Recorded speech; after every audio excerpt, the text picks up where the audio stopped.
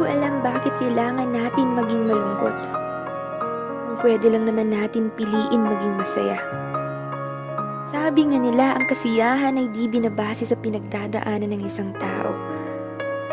Hindi ito ay nakadepende sa kung paano mo tingnan ang bawat anggulo ng pagsubok.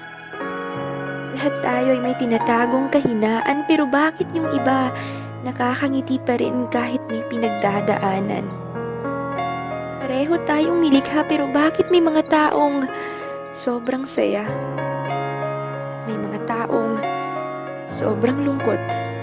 Pareho lang naman tayong may pinagdadaan ng problema, pero bakit yung iba nananatiling masaya? At bakit ka nananatiling malungkot? Pwede mo namang piliin maging masaya.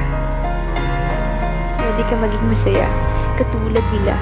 Huwag mong tingnan kung anong wala sa'yo at meron sa kanila. Dahil ang nasa sa'yo ay sapat na para maging masaya.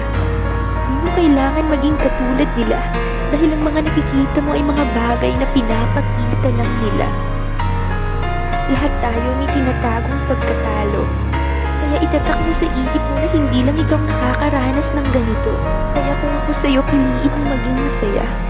Katulad ng iba na kayang sayawan ng bawat problema, ikaw ay di nabibilang sa mundo ng talunan. Ikaw ay di nilikha para umuwing luhaan. Kaya piliin mo maging masaya at ipakita sa kanila na malakas ka. Huwag mong hayaang lamunin ka ng lungkot. Huwag mong hayaang ang puso mo ay babalutin ng takot. Bumangon ka. Sa bawat bangungot ng bawat nakaraan ay huwag mong gawing kumot. May naghihintay sa iyong magandang hinaharap. Pero paano mo ito makikita kung sa pagsubok ka nakaharap? Naghihintay sa iyo na bagong umaga, pero paano sisikat ang araw kung sa gabi ay nanatili ka? Habang buhay ka na lang bang nakabilanggo sa iyong mga nakaraan? Habang inaaksaya mo ang sayang sa'yo'y nakalaan, hahayaan mo na lang bang magmukha kang talunan dahil sa pagkakamaling di mo kayang pakawalan?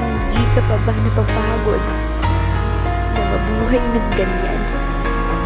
Kahit sa isang pagkakataon, ang maging masaya ay piliin mo naman.